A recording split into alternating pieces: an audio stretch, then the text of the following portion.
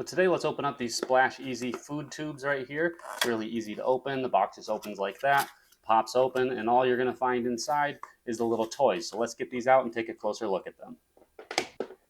Now, as you can see, you get 5 toys here. You get a hot dog, a slice of pizza, a taco, a vanilla ice cream cone, and a cheeseburger. Now, they're all very squishy and have a nice feel to them. These are really cool toys. I think kids are going to really like the tactile sensations that they're getting out of them, but they're also really cool looking too with lots of details. Let's just take a closer look at this cheeseburger, for example. You get 2 buns, you get cheese, meat, cheese, you get tomatoes and lettuce on there too.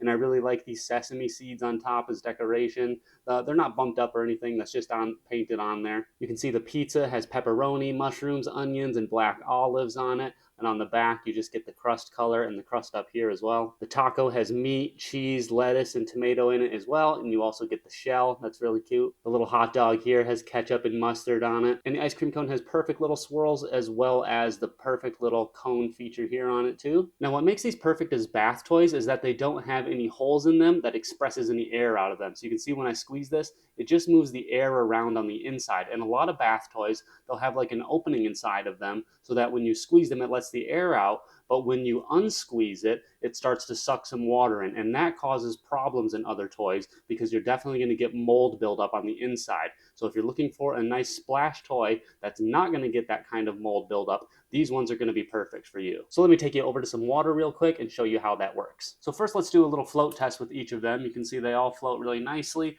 No problem with the ice cream cone. No problem with the slice of pizza. No problem with the hot dog. Any problems with the cheeseburger? Nope, even that floats around, even though it's got a bun. And here we go with the taco. They all float really nicely right on top of the water. Now I'm going to squeeze this as hard as I can.